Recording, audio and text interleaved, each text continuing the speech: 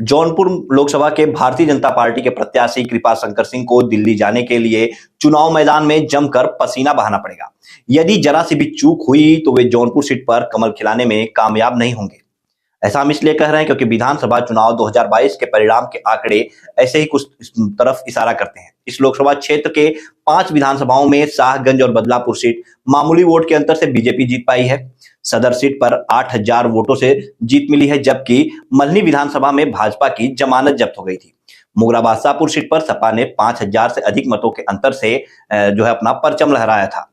इस आंकड़े को देखते हुए समाजवादी पार्टी भाजपा को शिकस्त देने के लिए ब्राह्मण, मौर्य या अन्य पिछड़ी जाति के प्रत्याशी को टिकट देने पर गंभीरता से विचार कर रही है। उधर धनंजय सिंह को सजा मिलने के बाद से जिले की तमाम जनता, अधिकांश लोग इसका जिम्मेदार बीजेपी को मान रहे हैं, जिसका खामियाजा कहीं ना कहीं भारतीय जनता पार्टी के प्रत्याशी को भुगतना पड़ सकता है।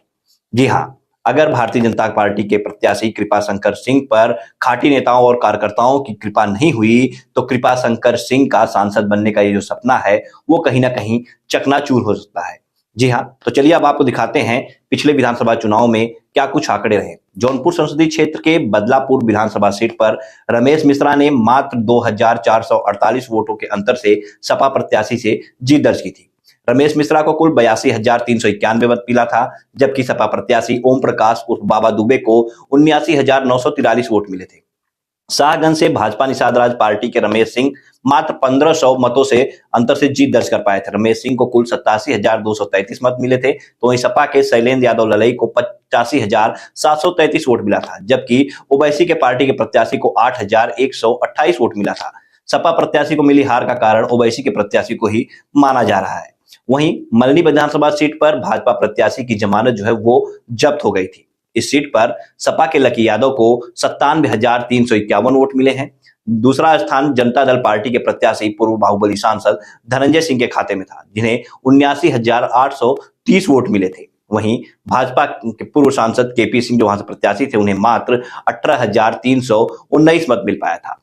वहीं अगर मोगरा बादशाहपुर विधानसभा सीट पर अगर बात करें तो सपा प्रत्याशी पंकज पटेल ने भाजपा के उम्मीदवार अजय शंकर दूबे को 5000 से अधिक मतों के अंतर से हराया था। सपा के खाते में 92,048 मत आया था, जबकि वहीं बीजेपी प्रत्याशी को 86,818 वोट वो प्राप्त हुए थे।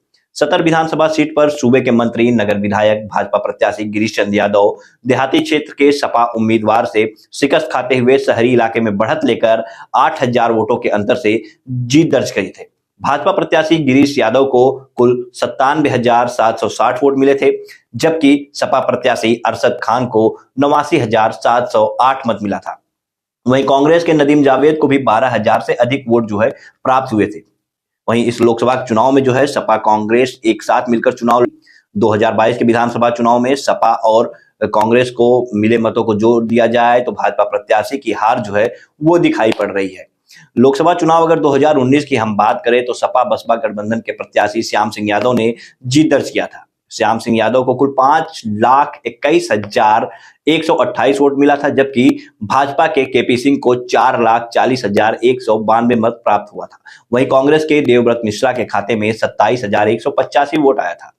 पिछले चुनाव के आंकड़ों को देखते हुए समाजवादी पार्टी इस बार इस सीट पर यादव मुसलमान को छोड़कर ब्राह्मण, मौर्य या अन्य पिछड़ी जाति के प्रत्याशी को मैदान में उतारने जा रही है। हालांकि अभी बीजेपी ने ही सिर्फ अपने प्रत्याशी के नाम की घोषणा की है, कृपा शंकर सिंह को प्रत्याशी बना के मैदान में उतारा है।